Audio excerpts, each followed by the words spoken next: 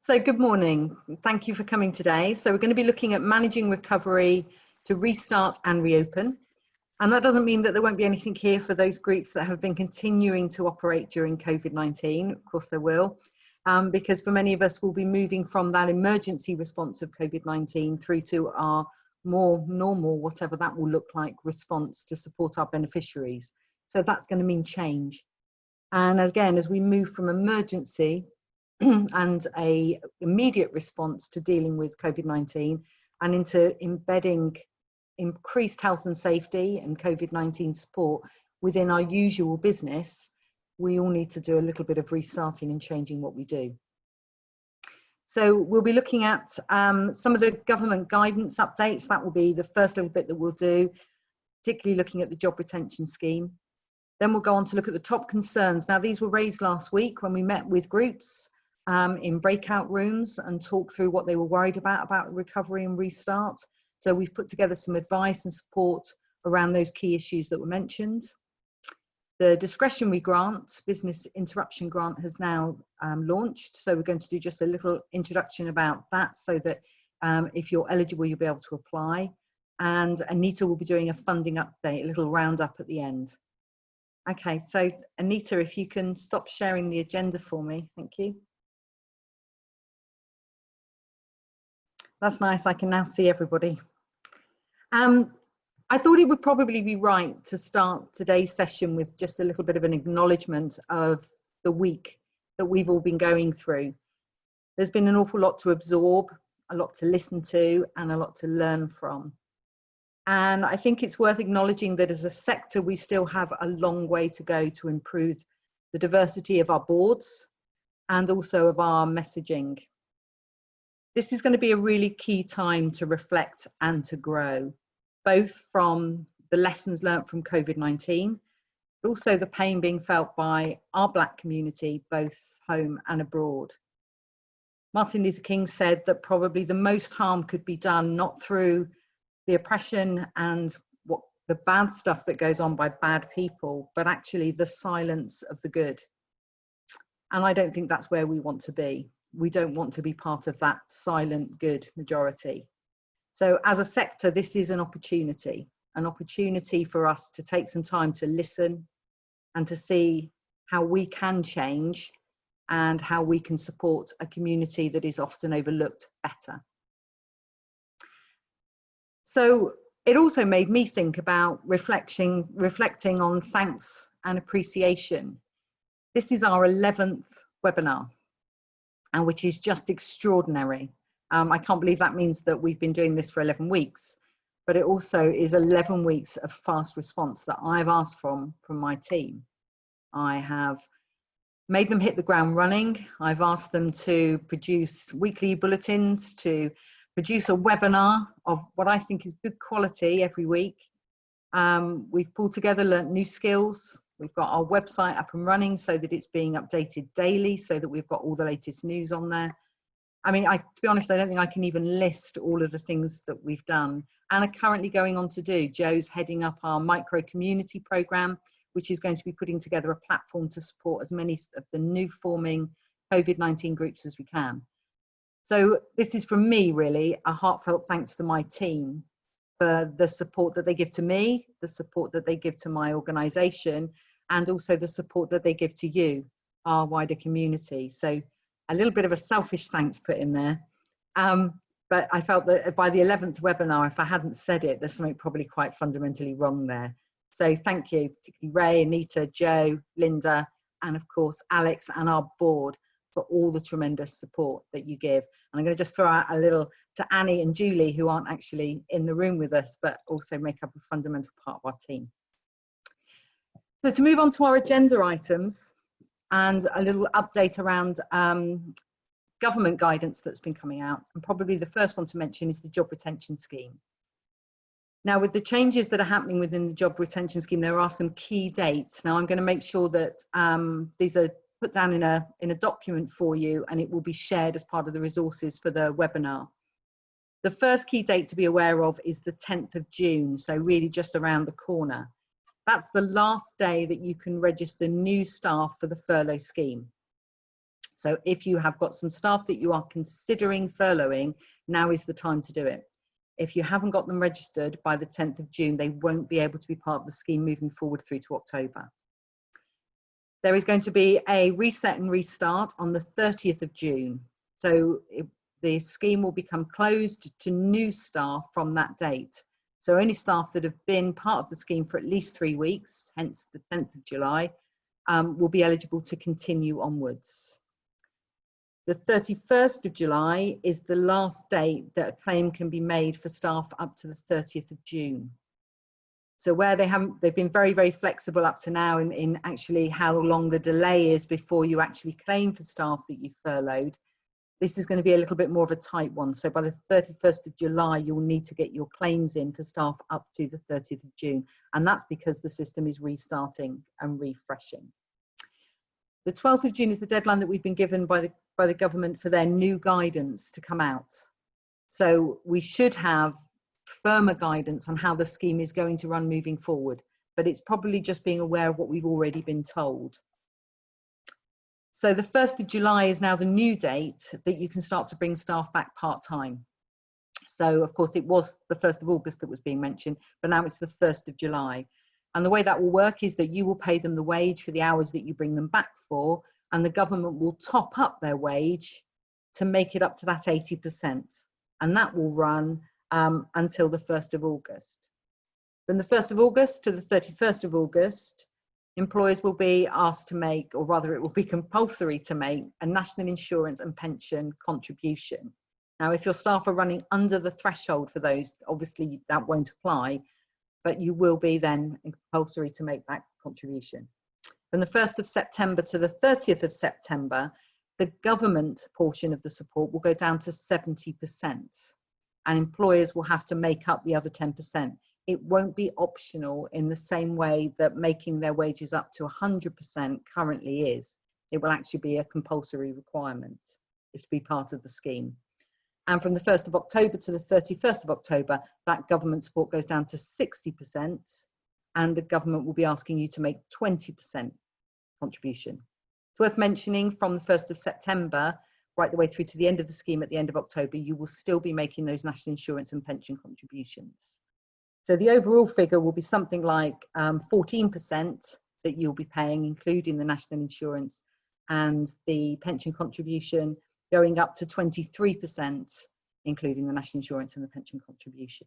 So they're just really some of the key dates. Obviously, we will also put a link to the government website so that you can check out the detail. But for me, the 12th of June is that very important date when the new guidance will come out, which will really give us the specifics of the scheme moving forward. And to be aware of that 10th of June deadline, that if you have got staff that you currently haven't furloughed, that you're thinking about furloughing, they must be done by then. Just to mention some other updates, NCVO have put quite a range of governance updates on their site, and again we'll give you that link, talking about corporate insolvency, AGMs, virtual meetings, wrongful trading. So there's quite a bit around that. They've also got some really useful tools around scenario planning, which is really good as you start to look at how do I plan for uncertainties, and they're really good. All of their governance webinars are archived, so you can actually access all of those recordings.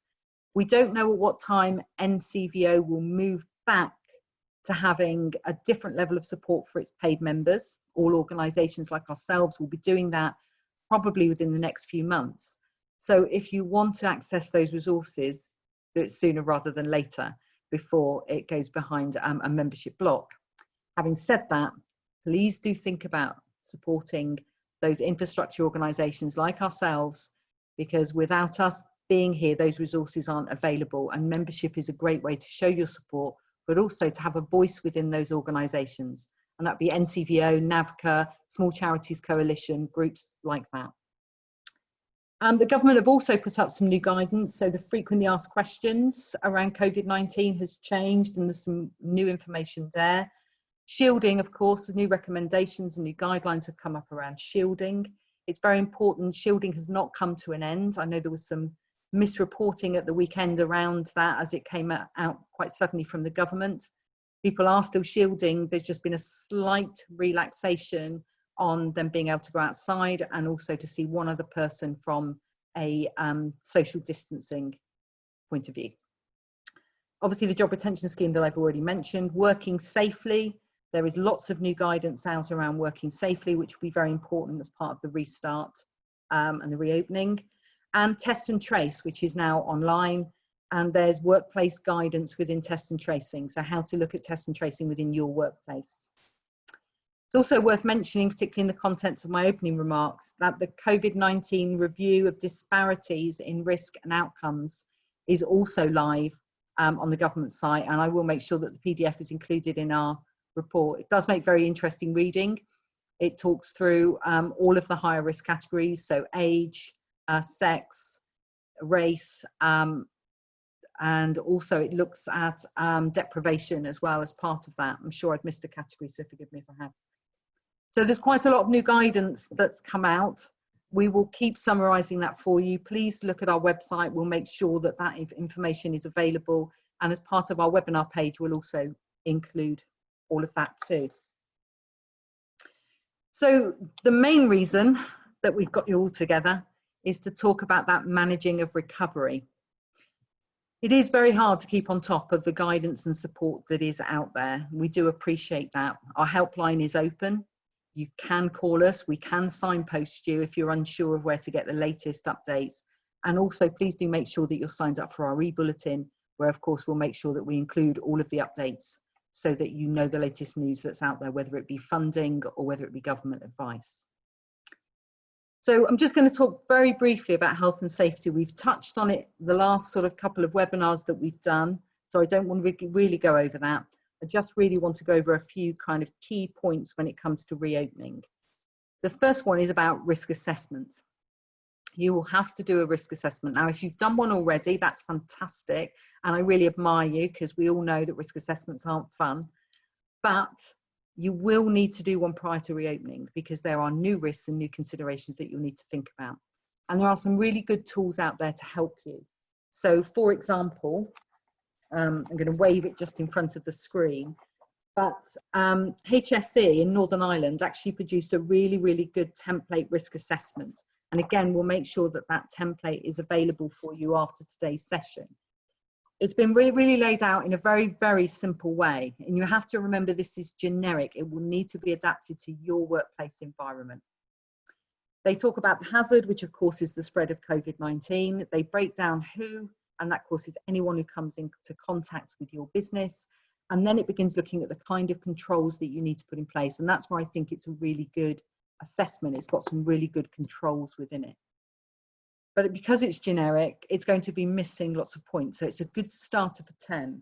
But as a really detailed, excellent document, the Charity Retail Association have brought out a charity shop reopening pack. Now, please don't be put off if you're not a shop and think this isn't for you. They've detailed it so well, and they've looked at customers, and they've looked at staff, they've looked at stock, they've looked at office space. Really, almost every part of any business falls into the categories that they've looked at. And they've broken those down and really linked them to key government guidance and documents, and also highlighted things that you can put in place. So actual things that you can do, rather than just highlighting the risk, which I think makes it a really essential read. It is quite hefty. I'm not even going to look how many pages it is, but it's a good 30 pages. It's quite a hefty document, but it is the kind of thing that you can scan through, read the headings, and read the section that is relevant to you. Once the risk assessment is done, the next thing to think about are really those three top concerns that we all must, regardless of what environment we're in, as a member of society even, need to be thinking about. And that is hand washing and hygiene, cleaning, social distancing. Those are the big guidance points. Social distancing is really key. It is beholden upon all of us to make our environments so that people can social distance as much as they possibly can. A good way to look at this is through things like teams. How can I put my workforce into teams so the people they come into contact with are the same people? And how can I also make sure that I'm reducing the numbers in one environment so that people aren't on top of each other, so that there is good space between. It is only when your business cannot allow for social distancing should you consider PPE. PPE is still a tight issue for those services that have to make use of it. So our health service, our care worker service, and a lot of our key worker industries. So we must make sure we're only using PPE where social distancing cannot be put in place and the activity that you're doing can't be replaced with an activity that doesn't involve that risk. So really use that under advisement. Face coverings can be worn, that's absolutely fine. They're not compulsory. There is weak evidence, as demonstrated on the working safely guidance from the government. There is weak evidence of their effectiveness, but they do offer some protection, and some protection is probably better than none in some instances. And remember that face coverings are about protecting others from you. Face coverings don't offer you any protection from others. So it's an extra thing you're putting in place to cut out coughs, sneezes, spittle that may be there when you're talking, laughing, or you're with people at a close proximity. Again, the best thing to do, avoid being in a close proximity. That's the best advice. There are other things that you're going to need to implement, for example, training. If you're bringing in new guidance for your staff, then you need to be thinking about how you're going to train them. Our health and safety executive have brought out two, what I think, quite excellent guides. There's talking with your workers about preventing coronavirus, and then there's also working safely during the outbreak. Both of which fairly short summaries, both of which very printable, and I would say are an excellent starting point. Again, we'll make sure that the links to those are with today's webinar. Those are a good starting point to send out to staff for them to read, and then perhaps to think about doing something like this, a Zoom catch-up, where you can get asked questions, you can answer staff, and you can tell them about new rules that are being brought in their workplace. You've got to keep the comms going. You've got to make sure that people feel comfortable to come back to you if they've got concerns. We're all flying a little bit blind. We don't know what the problems are going to be until we hit them. So the sooner staff or volunteers report to you about those problems, the quicker that you can respond to them. It's also important that comms when it comes to your external groups as well. So whether that's your customers, your stakeholders, or your partners. If you're changing the way that you're accepting deliveries, for example, you need to make sure that those who deliver to you are changing as well so that it meets your needs. So the communications becomes really, really important. Do consider phasing. We did some work on the last webinar about recovery planning and how to phase that recovery. It is definitely worth considering. Starting yourself up at 100% from day one is going to make it much more difficult for you. If you can phase your start using furlough, using bringing back of volunteers carefully, then actually you will find that you will learn and be able to grow much better and more successfully. My final note really is just a quick reminder on who your vulnerable volunteers and staff will be. Those that are shielding still need to be working from home if possible. If working from home isn't possible, they should be furloughed. You shouldn't be looked to be bringing back anybody who is shielding. So shielding are people that have received letters from their doctors to inform them that they have a much, much higher risk if they contract COVID-19. Then we have the clinically vulnerable. The clinically vulnerable are groups, again, that have an increased risk, but don't fall into that need to shield group. The advice around clinically vulnerable is that we have, as we have always had, a duty to protect staff and volunteers. So we need to put in place things that will protect them. That's vitally essential. So they need to be your priority group when you're looking at social distancing, whether they should be working at home, whether they need to be in at all. And I would say still at this stage, consider furloughing where that vulnerability is high. We need to consider our BAME colleagues, particularly if they have any pre-existing conditions. We need to remember that they're more likely to have deprivation and overcrowding in the areas that they live, which also increase their risk. These are the findings from the disparities report. So when we're looking at vulnerable employees, it's very important that we make sure we think about the risks of all of our employees, not just those who we have been told are clinically vulnerable. So for example, due to age, that we'll also make sure we're using our intel and also our conversations with staff and with volunteers to make sure that we are really assessing vulnerability. And remember that protected characteristics are there for a reason. So if you have got staff who fall into the protected characteristics of the Equality Act, do make sure that you're also including them in your risk assessment and also within your conversations when looking at vulnerability to risk. So that's quite a lot to take on board from health and safety. We will make sure all of those links are available, but hopefully it will help you to move forward. Don't forget to come back to us at any point if any of that doesn't make sense. And I'm going to hand over to Anita. Thank you, Anita. Right, thank you. I'm going to share my screen because I have a presentation to go through. So just bear with me one moment.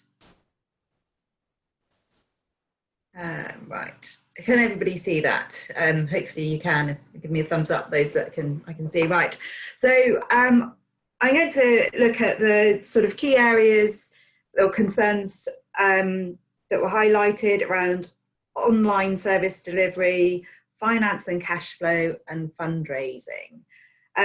Starting with moving to, if we haven't already, moving to a virtual service. So back in April, Charity Comms and the Media Trust did a survey, and they found that 61% of charities said their main challenge was supporting their users who would normally access their service face-to-face. And 41% reported that their main challenge would be moving their services to being delivered online. I think even though lockdown's easing, things are beginning to open up and restart.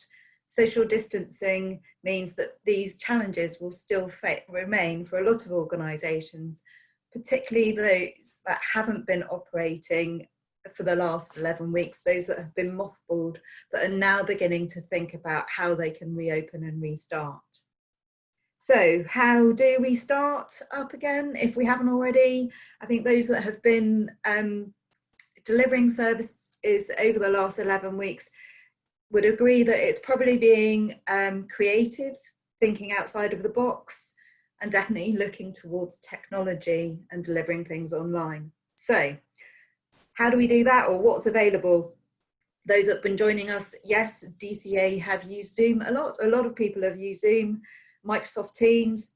They're really good for webinars, networking, training, but also for one-to-one support and counselling type services or small group support. WhatsApp and Messenger, those sort of, and also SMS texting. I mean, you can at least contact and get messages out to your clients. But also with Facebook and WhatsApp, you can do video calls. So you can actually talk to people on a one-to-one. And obviously you can pre-record videos to share. You can share documents, photos. So you can get maybe a bit more personalised information, advice and guidance. And then you've got services like YouTube, Instagram, Facebook, where you can provide video tutorials, automated PowerPoints with voiceover for delivering training. My daughter and her friends have been making quite good use of this, giving baking tutorials over the last 11 weeks and sharing them online. And also I've noticed from my own Facebook feed, social media, that there are quite a lot of videos of gardens with calm music for sort of mindfulness and relaxation. If you're trying to support people who may have mental health issues, virtual tours around town, stately homes, art galleries, museums. So they're just a few ideas about how you can start reintroducing people to the service that you offer online. I'm not a techie person, believe me, but with a mobile phone, you can do an awful lot quite easily and quite quickly and upload things for people to see. It's not highly professional, polished, but I don't think it's about that at the moment. It is about getting out there and getting people to see that you are open and starting to deliver. So as Paula said, this is our 11th week. I can't believe we've been doing it for 11 weeks. So I thought it might be worthwhile sharing some of DCA's experience of setting up and running webinars using Zoom. We have been on a steep learning curve, and for those of you who have been with us from the beginning, thank you for bearing with us. Hopefully you've seen some of our learning as the weeks have gone on. But I think our tips would be start off simple. We started off with just virtually us talking and lots of little boxes of people listening to us. And it was a basic forum for sharing news and information and getting advice and support out to you quickly. I suppose with that, depending on the size of your audience, you can do different things. You might want to not have the sound on, so we quite often, well, we mute people because there are so many people joining us, which is fantastic, thank you. But we mute people so that we don't pick up any of the background noise, so that people can hear what we've got to say and it's not distracting. We've moved to using Eventbrite, so we have a little bit of an idea about how many people are joining us. But you could use that if you wanted to do something that was maybe more suited to a smaller group, so that you can limit the numbers, so that you can make them more interactive by keeping the sound on, so that you get to listen and talk and discuss whatever it is that you're wanting to share.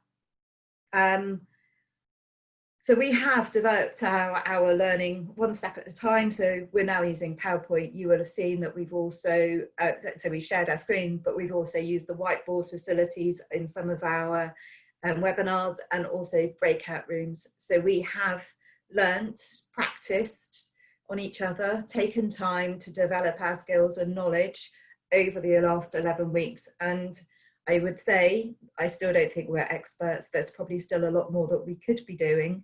Ray's smiling, that we're not doing, because we're still learning and it's taking time. So that's the other thing, is it takes time, so don't rush it. People will learn and grow with you. I suppose the other thing to say is that even though it looks like it's a free service, there is a cost associated with it. There's a cost in terms of the staff involved. We made the decision, or DCA made the decision, that we would make sure that there are staff resources to bring you the best service that we possibly can. So Ray does the technology for us, and is the person that admits people, manages the chat, helps you when you can't get online, and also does the recording for us and makes it all available on our website afterwards. All the technical stuff is handled by one person, and then the rest of us concentrate on the delivery, and that's both the preparation beforehand, the delivery during, and then also making stuff available for you afterwards. We have other members of staff, so Joe and Julie normally keep an eye on the chat, so we can respond to you within the chat. It's very hard to do that if you're delivering a presentation. So it depends on the type of webinar or the type of service that you're providing as to how many people that you would need to put towards this to make it effective.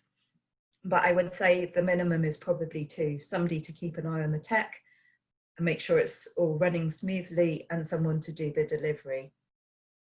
So there are considerations: the time it takes, the number of people that you need to involve, the cost of, so we subscribe to Zoom so that we get unlimited time and I think unlimited people. Obviously there is skills and training and the whole, I'm going to say communication quite a lot, but if you're going to get up and running, then you have to, communication is absolutely key. So again, there is a lot around communication and making sure that comms is getting out there, so people are signing up. So that's really our learning. These obviously, as normal, all the slides will be available on the website after this. There is support out there. So there's the Dorset Digital Champions. So if you're not used to using technology, they will help you get online, and they will help you with some of those services, getting on Facebook, for example. DCA can do that as well, I should just say. There's Charity Comms and Media Trust have got resources and information. There's the Barclays Life Skills, which is also about getting online and getting confident with being online. And the National Cyber Security Centre have put some information about being safe online, which is also really important for our organisations, but also our beneficiaries, that they feel safe and confident by accessing a service via a different way. So please do go and have a look at all of those things. The other thing is not all services, and some areas might find it difficult to go online, because in parts of Dorset we still have broadband issues, and maybe our clients are unable to take part because of age or additional needs or their technical abilities. If there is technical abilities, I suggest helping them with the training.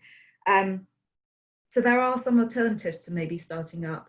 Until today, the weather has been lovely, so you can begin to meet up outside. So are there outside spaces that you can utilise? And obviously there's telephone support, which I'm sure many of you are already doing. So that's really what I wanted to say about some of our experiences, and that it is possible to start delivering via online delivery. I think if you've had any experiences or things to share, if you put it in the chat, we can make sure that that is circulated. So again, we can try and facilitate some of that organisation to organisation, like peer-to-peer learning, because many of you already been doing this. You will have things to share, and it'd be really nice to share it with other groups, not just joining us today, but after this webinar as well via our website.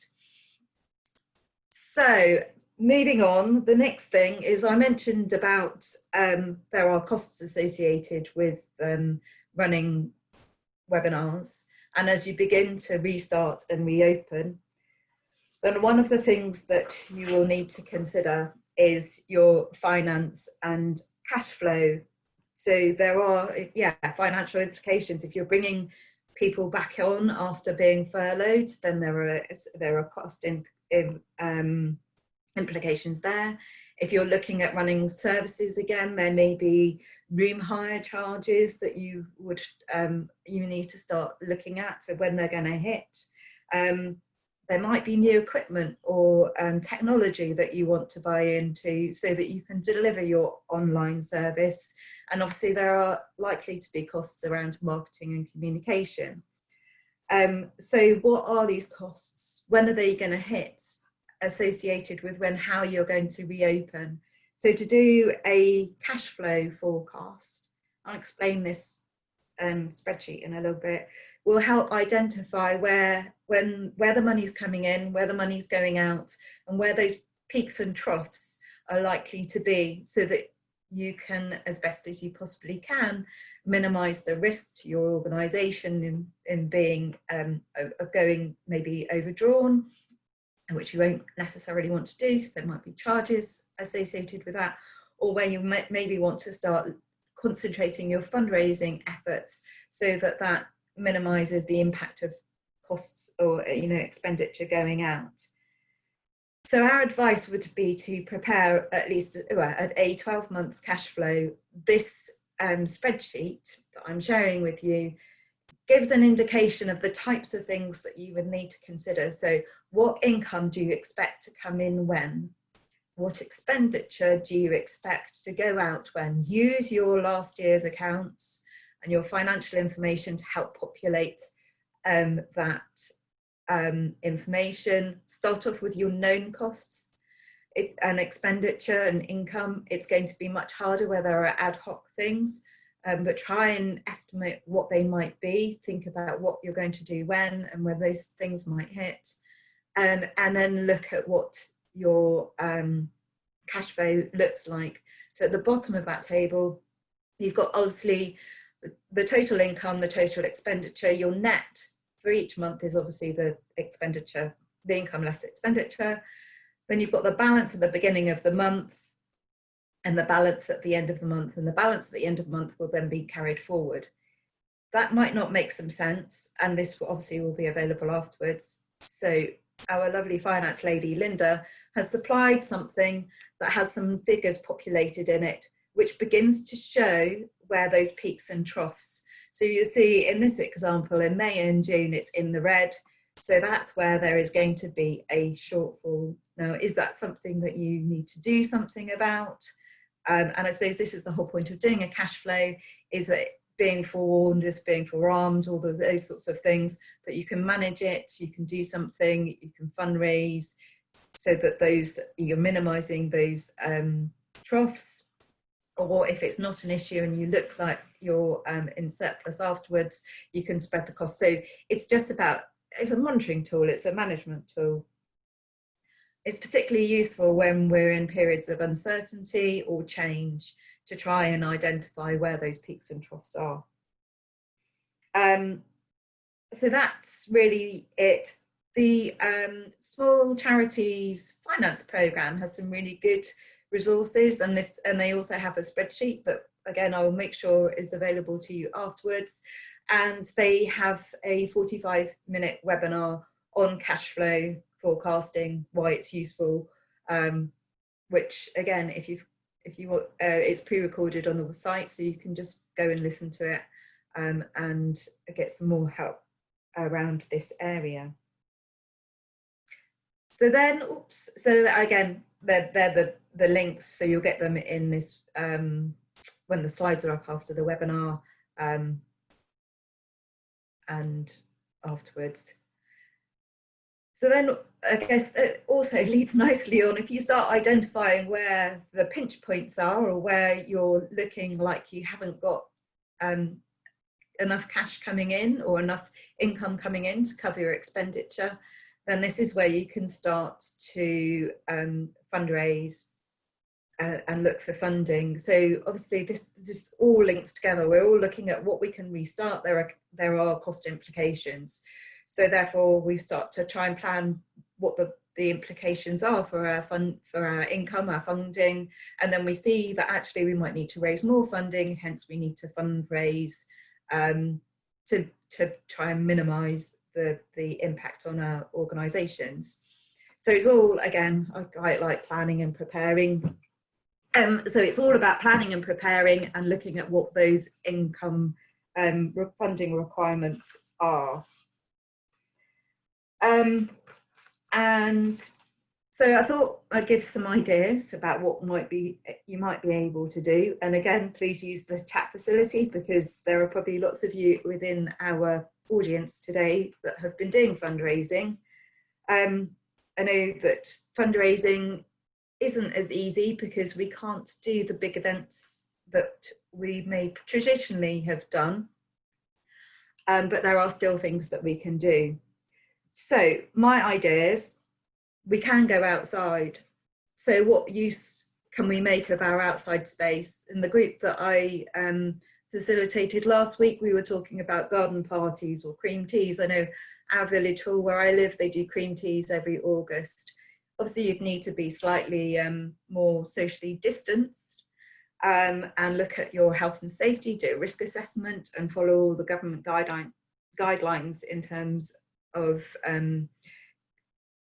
protecting your beneficiaries, but there's no reason why you couldn't look at possibly doing something outside. Again, last year, haven't seen it this year, the outdoor cinemas, but it was on a local farm, and they rigged up an outdoor cinema. If you sat in your car and watched a film, again, it's a way that you could charge an entry fee. So if you're in an area, and I know this won't apply to everybody, but if you're in an area where you know somebody with lots of land, local farmer or stately home, then maybe there is something that you can do around outdoor cinemas. Say, when the weather was nice, this all seemed very reasonable when I was writing it yesterday. Sponsored treasure hunts, scavenger hunts, teams of up to 6 people are allowed to go out together. There are things you can do, again, using a local example. the neighbouring village, they have a scarecrow competition. So houses enter by paying a small donation towards the village community association.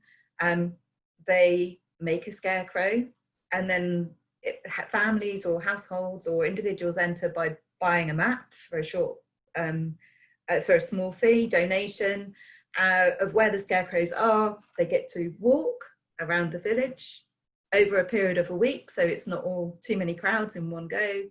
And then they vote on their favourite, and their favourite scarecrow, that house gets a prize. This could be done virtually as well. If it was filmed, it could be done online. So there are opportunities for doing things like this. And so we come back to online, and I think we're going to come back to talking about online quite a lot, because this is a way that we can not only deliver services, but also look at raising income, funding. And I think if you're hesitant about getting online, I think after, my personal view is after COVID-19, the landscape's going to have changed significantly. And I feel that if you don't start making use of delivering online, which has lots of benefits, then I think there potentially is a risk that you could be left behind. But I don't want to, and it's easy. It is easy. There are so many people who do it. It's been proven over the last 11 weeks. So many people have got online. Online quizzes, again, another way, been very, very, very popular over lockdown. There's also things like Facebook birthday giving. You can use Gumtree and eBay to sell things. And obviously things that we've talked about in the past, crowdfunding. So that's more about using social media and online marketing tools to fundraise for your cause, rather than necessarily fundraising by providing a service or something that people would want to buy or take part in. That's about them donating towards what you do. The other idea, which really, again, is really easy, because it's not asking your supporters, stakeholders to do anything other than what they're probably already doing, but online shopping. So platforms and apps like Amazon Smile and Easy Fundraising basically ask your supporters to do their shopping via those apps, and the companies that they shop through will give a donation of that spend to your organisation. So it's not asking people to do anything differently, making an additional donation. It's asking them to slightly change their habits. Many people have been doing online shopping anyway, so that you benefit, and your charities and your beneficiaries benefit from that activity that they're already doing. I think it was the first or second webinar we did was about fundraising in a crisis, or funding in a crisis. There's quite a lot of links and resources within that. So again, it might be worthwhile going back and having a re-listen to what we were talking about right back at the beginning of this, because a lot of it is still current and still valid. Just again, just so you, just to give you some stats, because I quite like stats as well.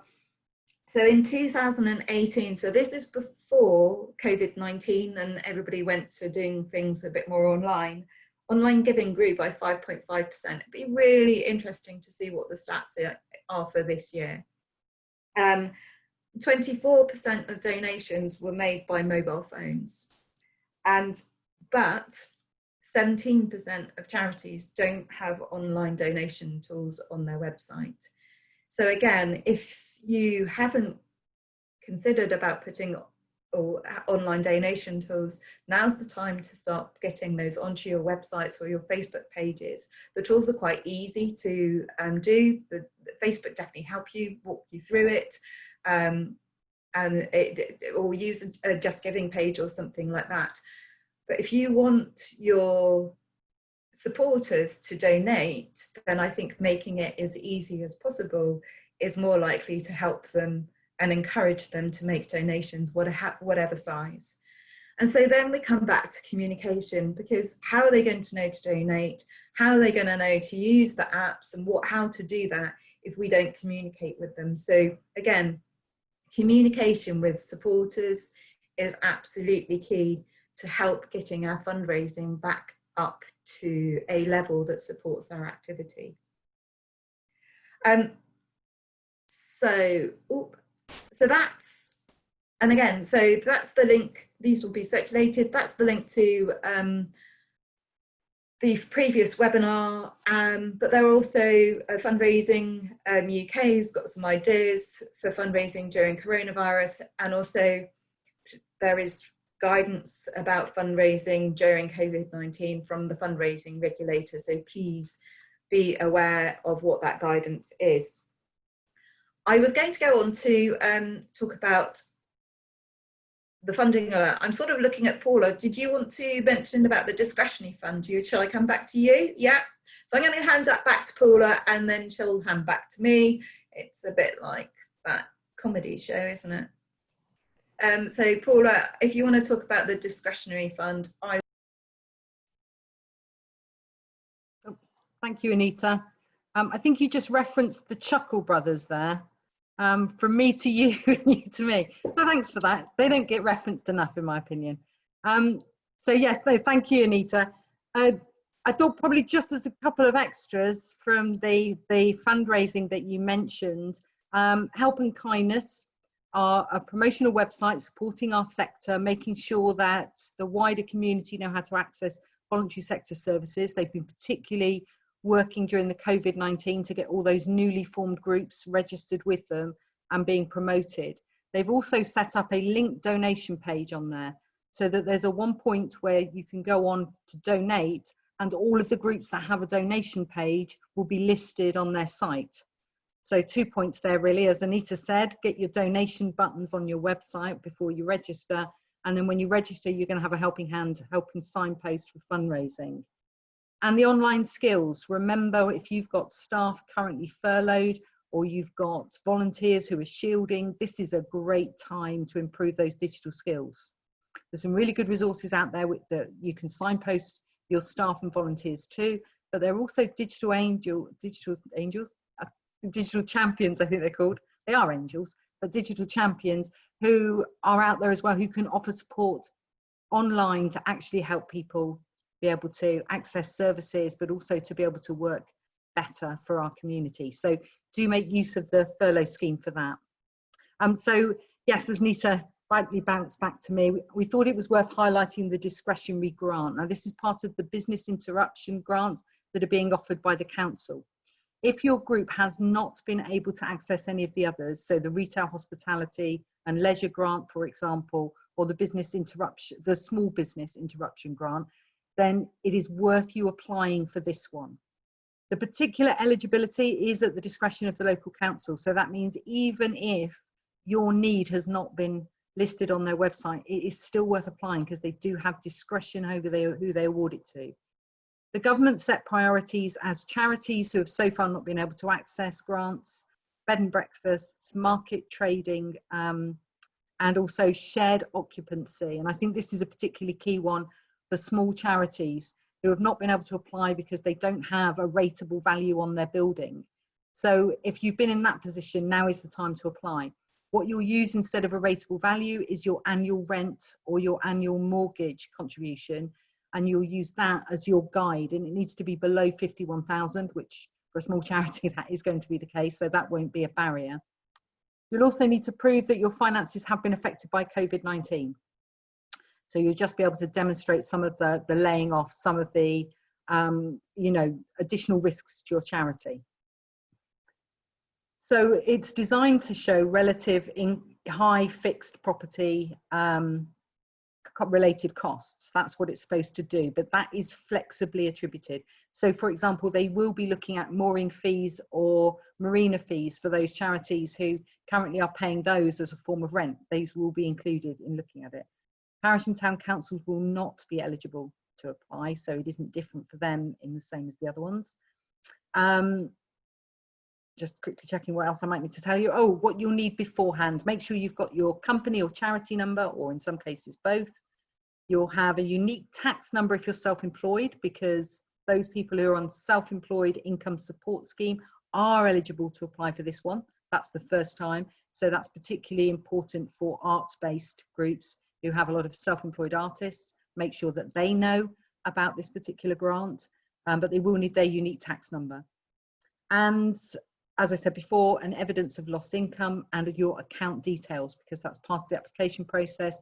If you're found eligible, they just award the money straight into your bank account, which does mean keeping an eye on your bank account, but what a nice surprise that is when it comes in.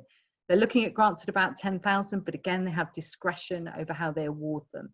So when you're explaining your loss, make sure you make it very clear. If your loss has been much more substantial than 10,000, make sure they know that, because there could be some discretion in the amount they award you. And now probably the most important thing, it is only open for 2 weeks. It opened on Monday and it is open till the 14th of June at midnight. And so it's really key that you apply now. It's also probably worth mentioning that although it's open for 2 weeks, I would imagine when the money's gone, the money's gone. So it could even close prior to that. A lot of people have been waiting for this grant to come out because they haven't been eligible for others. They're really just, if you think you are eligible, apply. Don't try and work out too much if you are, just apply. Get the application in there, state your case strongly, and then allow them to look at it as part of the big picture of priorities. And I'm going to bounce back from me to you, from you to me, Anita. Brilliant, thank you. So a couple of other funds that we feel that we should highlight to you. And there is going to be a bit of a theme here, so bear with us, or you'll find out at the end. But obviously, National Lottery Community Fund, the £200 million, no, it wasn't that much. Anyway, the large sum of money that the government gave to the National Lottery Community Fund to administer, yeah, it's 200 million, to support the COVID-19 charities, small and medium-sized charities, opened on the 22nd of May, so Friday, 22nd May. At the beginning of this week, I got I'm on various circular newsletters, but at the beginning of this week, one of the ones I got included an excerpt from Third Sector magazine, which stated that the National Lottery Community Fund on the first day of opening received record numbers of applications.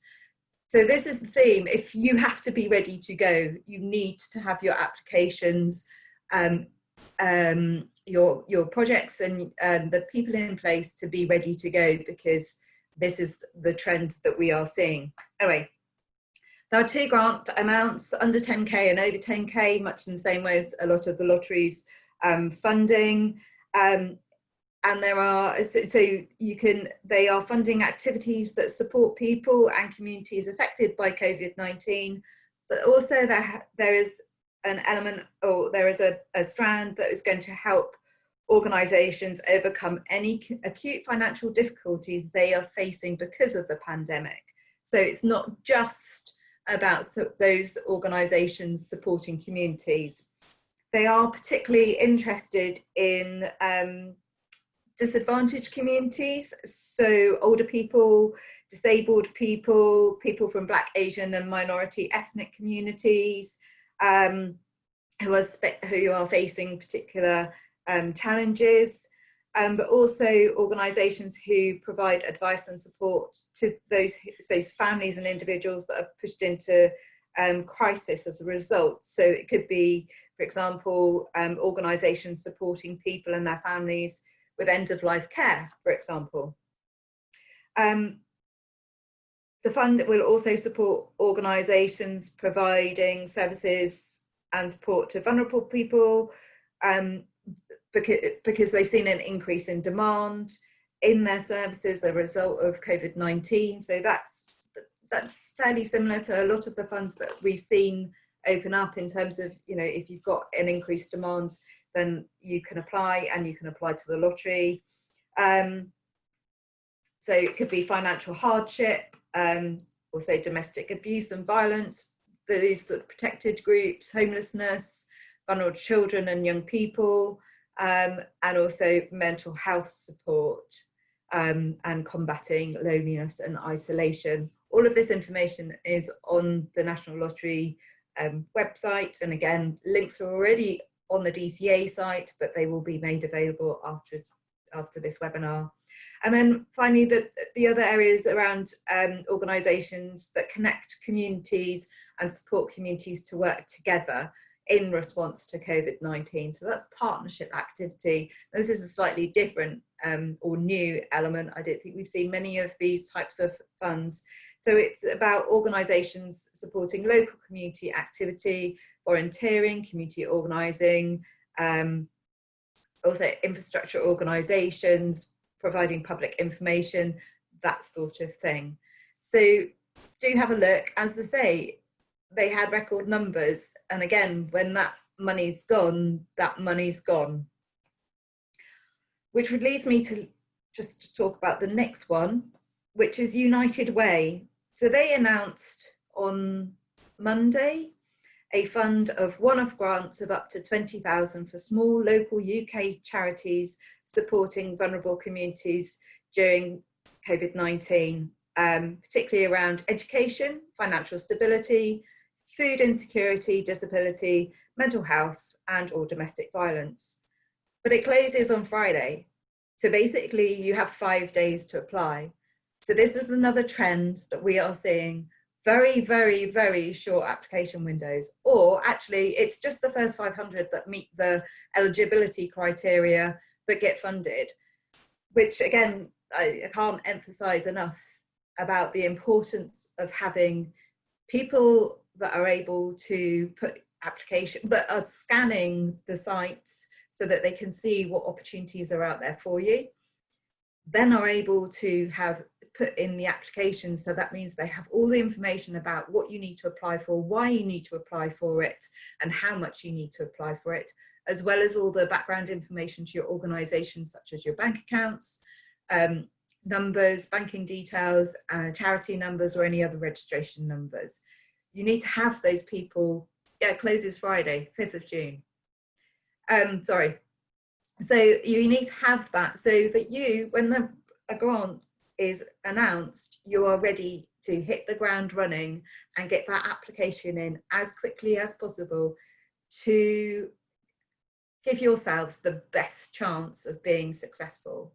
Now, that means you may need to look at how you allocate staff or capacity to that task. And anybody who's done fundraising knows how time consuming it is, just the searching for funds, which DCA can help with and do through their e-bulletins and the website that Ray's been updating, but also in putting together applications. So it's almost time to perhaps think about having a dedicated resource.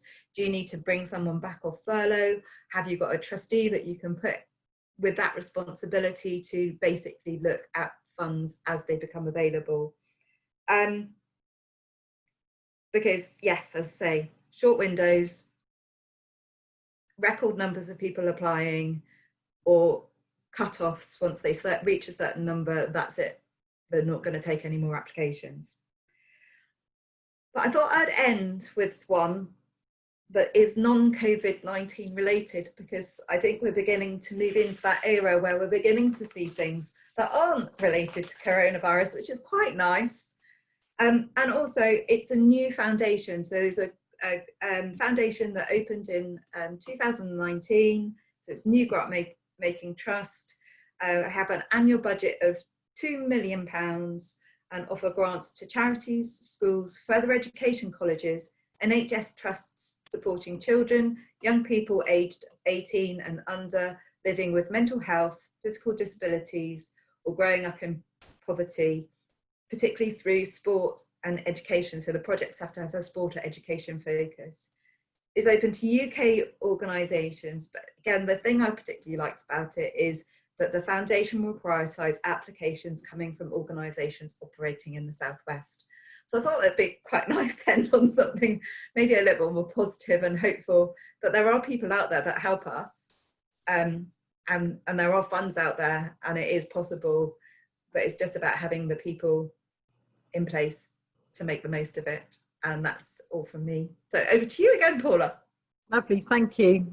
Starting to sound now a little bit more two Ronnies, or I might just show my age. So thank you everybody once again for your time and for your commitment to come and attend. it would make for a very boring webinar if what we were doing was talking to an empty room. So after the trials and tribulations of this week, and what I think emotionally has probably been very draining for everybody, I just thought it's probably worth thinking that although you might feel like you've got a mountain to climb as we look at recovery and we look at repairing our society, I think it's starting with what's necessary. What you guys do every day is the impossible. You make it happen. You look at what other people say is too hard, too difficult, that there aren't easy solutions. Oh no, we've never done it that way. And as a sector, we respond and we do it. So keep doing the impossible. That's what we all love about you. But start with what's necessary. And that's what we've talked about today. So thank you for your time. And we look forward to seeing you next week. Take care of yourselves. Be kind to each other. Bye-bye.